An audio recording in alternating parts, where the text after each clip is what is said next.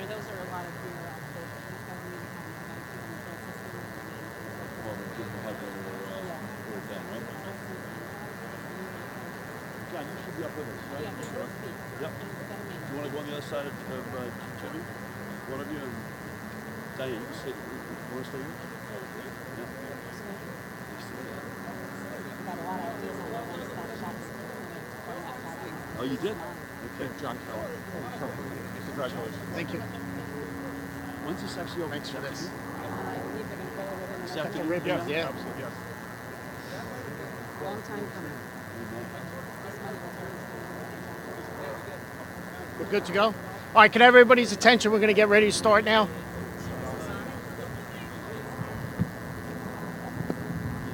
All right, can you hear me now? Is that better? Sounds like a commercial. Can you hear me now? All right, I just, today's a pretty unique day for me because it was 4 years ago when I just became mayor that this project was getting ready to start. And we did a groundbreaking here. And at that time, if you were in Bayonne and you saw the truck traffic, because what people didn't realize is that global terminal had tripled in its size, and the Bayonne Bridge construction was still going on, so the large ships couldn't get underneath there.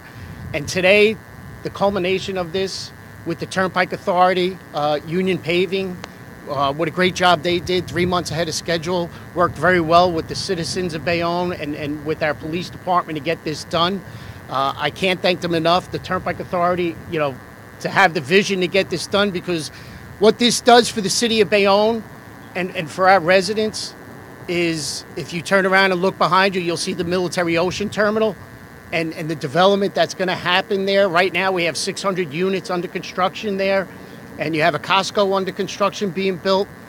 And with this 14A exchange project being done, being able to come off the turnpike and drive right onto the base without having to go through city streets or through 440 is a big plus for the city of Bayonne. And I can't thank the Turnpike Authority, the governor's office, and again, Union Paving for all they have done. So without further ado, I'd like to introduce my friend, someone who I consider a very close friend, someone who I think is going to do a great job for the state of New Jersey, who is already doing a great job for the state of New Jersey, and that's our governor, Governor Phil Murphy. Thanks, Jimmy. Congratulations again, buddy.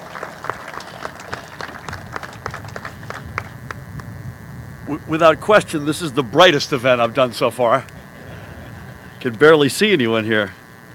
Thank you all for coming out. It's great to be back in Bayonne.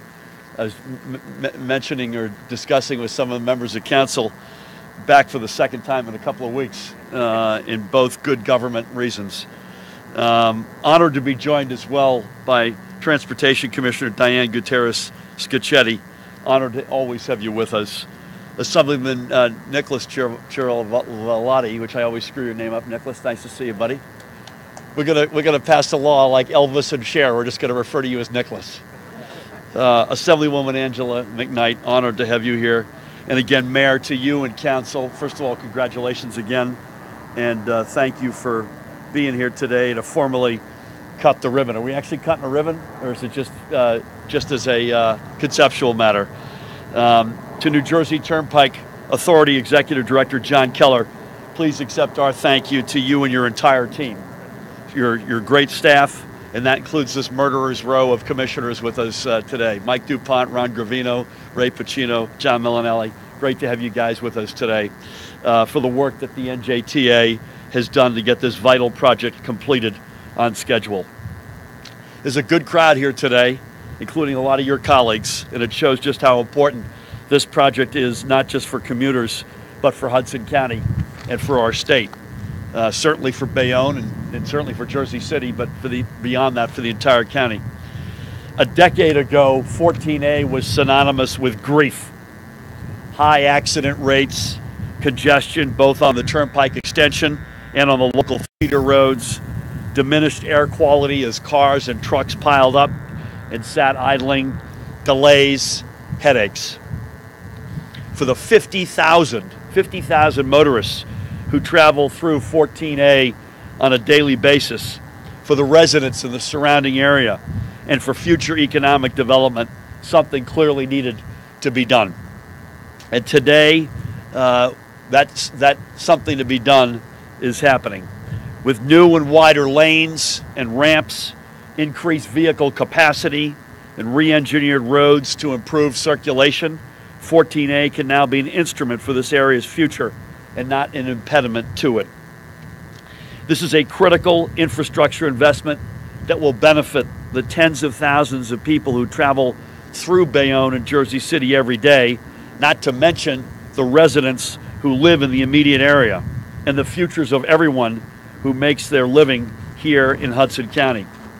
But on a grander scale, it shows the importance of modern, safe, and efficient infrastructure to our state's future economic strength. It is through projects like this where we will live up to the stronger side of that stronger and fairer economy. And it isn't just a reimagined 14A. It's about how re-envisioning our state moves and works. It's about all our roads and our rails, everything that connects us to the rest of our region and the entire world. It's about us making the critical investments necessary to not only improve the lives and reduce the headaches of commuters, but also to keep our economy moving so we could get it growing. Last week, Governor Cuomo and I announced the opening of the new Guthels Bridge. Today, we're here to see and open this vastly improved interchange, which I think theoretically is opening this afternoon. Is that right, John? Yes. These are major capital projects, but they cannot be our only ones. We must continue to invest in our critical transportation infrastructure, in the jobs these projects create, and in the jobs and opportunity they support. So again, I want to thank everybody here who got this project done, and especially thanks to the men and women of the construction trades whose work we are celebrating. It is now my pleasure to turn the podium over to New Jersey Turnpike Authority Executive Director, John Keller. John, congratulations. Thank you, Governor. Complex construction staging, challenging environmental conditions, coordination with other projects in the area, intricate community outreach, heavy traffic volumes, and significant utility relocations. This project had it all and then some. And yet somehow this team, and team is the key word here, was able to deliver the authority's largest construction project, single contract to date, and they did it 3 months ahead of schedule. So to that I say, well done. I think it's very fitting that we're here in Hudson County today, home of legendary St. Anthony High School basketball team, led by Hall of Fame coach Bob Hurley, who won 28 state championships and 4 national championships. Coach Hurley's teams were known for 4 things: great leadership, talented players, tremendous work ethic, and a team-first approach. I believe this 14A team was successful because it embodied those four components. Great leadership was provided by our Board of Commissioners, led by our Chair, Diane Gutierrez-Cacchetti, our Vice Chair, Ron Gravino, Treasurer, Michael DuPont, Commissioner Ray Pacino, Commissioner John Manella. Thank you for your guidance and support over the many years it took to get this project done.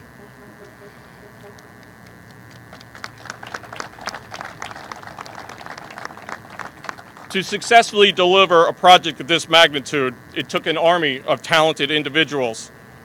Many are here today that I like to recognize. Chief Engineer, Rob Fisher. Where you at, Rob? Deputy Chief Engineer, Larry Williams. Supervising Engineer, Frank Corso. In looking back at this, virtually every department at the authority had a hand in the success of this project, including operations, tolls, ITS, law, and maintenance. I thank you all.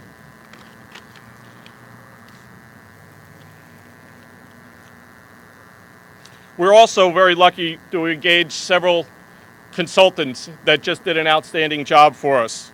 Gannett Fleming, led by Robert Matthews, was our engineer of record. AECOM, led by Tim Snow, performed the construction management. And the construction contractor was Union Paving, led by Jordan Ryan. I'd also like to give a special thanks to the Bayonne Police Department, because they played a vital role in contributing to the team effort and getting this project done on time, actually 3 months ahead of time.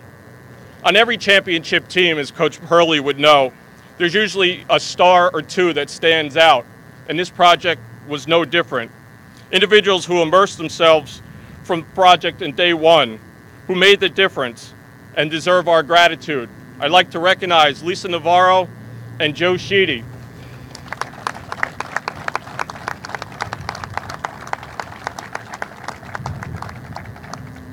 To the entire 14A team, well done. Thank you. That's it, right? We'll take a few questions. Okay.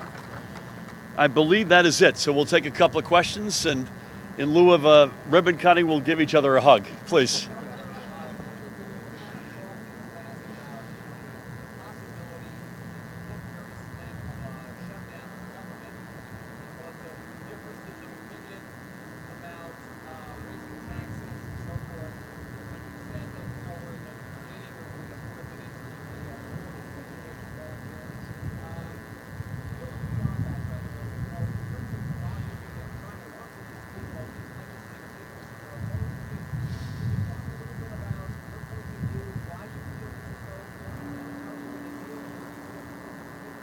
So I'd say three things quickly, and again, I want to focus most of our energy on this huge accomplishment today, and this cannot be underestimated. This is a game-changing day. We don't have many game-changing days. This is one of them. But I'd make three quick comments. Number one, I'm very optimistic we're going to work something out. Number two, we speak either literally directly in groups or individually or our teams all the time. So don't believe everything you read, or as I've said before, or write in your case. And thirdly, just want to slip that one in, make sure you're all paying attention. And thirdly, we still feel very comfortable with what we've presented, which is a historic investment in the middle class and in the dreams of those who look up and aspire to get into the middle class. That's what our budget is about. That's what a stronger, fairer New Jersey is about. That's what this notion of you don't make economic progress without social progress, you don't make social progress without economic progress is about.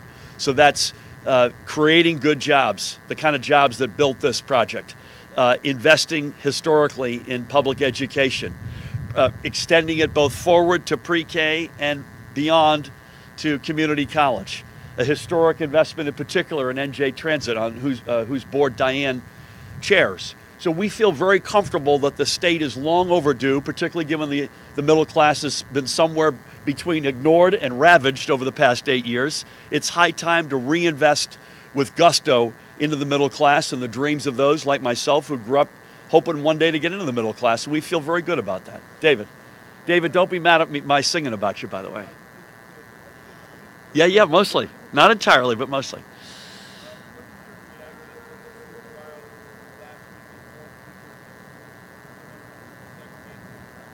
I mean, as you can imagine, we don't speak about a particular piece of litigation, so I won't speak specific to it, but it shines a bright light on some very tough truths. And segregation has no place in the 21st century America, and certainly not in the 21st century New Jersey. And regardless of what the contributing factors are, whether they be schools or housing or a general history that we're still trying to dig out of as a nation, all of the above, we want to get it right, and it's clearly not right. So we're likewise committed. We just got here 100 and something days ago. We don't want to be that state. Matt.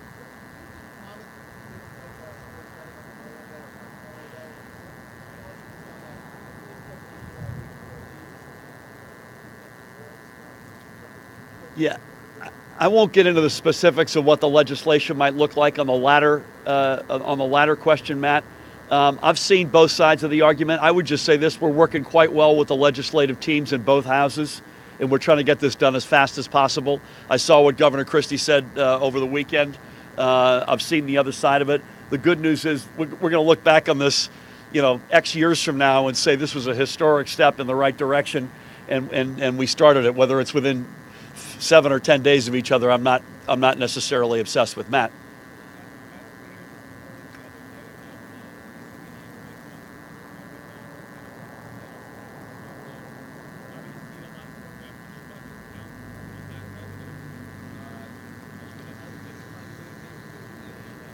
Listen, we've, again, notwithstanding what the perception is, the conversations, both on how we raise money and how we invest it, and frankly, they're much more focused on how we invest it, which to me says we need the investment. Let's just, secondly, figure out how we raise it. They're constructive. Nothing is off the table. We are, in addition to what I've already said, I won't repeat about a historic investment in the middle class. By the way, that includes projects just like this one. This is a game changer for the likes of Bayonne and Hudson County more generally, not to mention the jobs it created. We feel confident we'll find the solution. I think it's telling, though, when most of your conversations are on the investment side. There's an acknowledgement we need the investment. Let's figure out those revenues. We are proud of the fact, and this is something that we feel strongly about, that the budget we presented has a historical low reliance on one-time revenue items. I think the world wants to see us behave again like adults. The rating agencies certainly do. I think our citizens do. That we're not a state anymore that's run on one gimmick attached to another. And that I feel quite proud of. Please.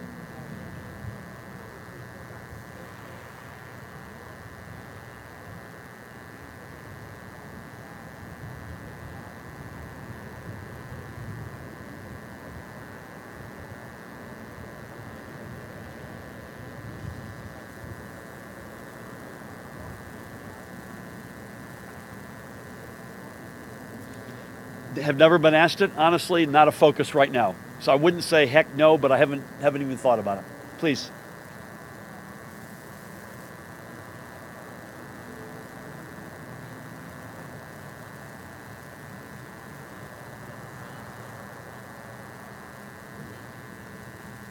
So unless there's something that's happened in the past 15 minutes of the investigation, that's something I won't comment on. But we've spent, my wife and I and our teams have spent a lot of time, Mike Delamater in particular, I'll single out, who's a Paramus guy, a lot of time at that school with teachers, with parents, with kids who have been injured. This is a good opportunity, I think, for all of us to reflect, not just, I think right now, to keep everyone's in their thoughts and prayers. You see a little girl laid out in a casket, and that sort of is a sight you never forget. We still have some young kids who are in struggles right now, so please, most importantly, keep them and their families in our prayers, in addition to the families who lost, in one case, a child, in the other case, a teacher. New Jersey, actually, in a national comparison, is toward the head of the class in terms of requiring seatbelts and requiring them to be worn. But my guess is this is a very good opportunity for us to look at this awful tragedy and learn from it and get even better. And I'll leave it at that. Just real quick, yes.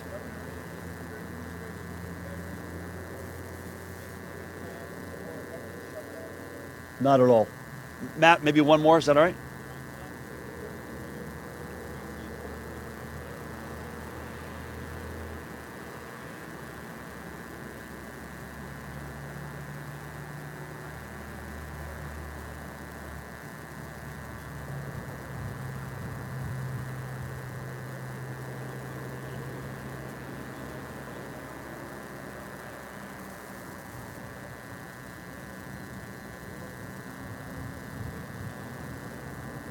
Not at all to either.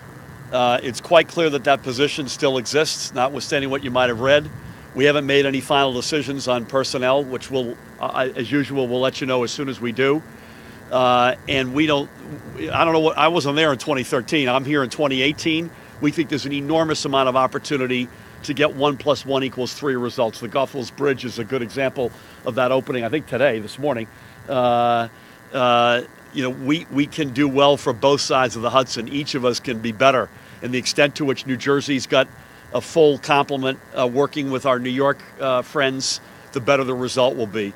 Ray's the commissioner on the Port Authority. He knows it better than probably most, if not many, if not any of us. We think there's a real opportunity to get a good, and I think in many respects we have it, by the way, but we think it can even be stronger in the relationship between New Jersey and New York, and the results will benefit everybody. You have one more, Dan, or not? Okay, thank you all so much for coming out. Would love to get a few photos to commemorate this with the commissioners and the team. Is that all right? And the legislators. Thanks, man.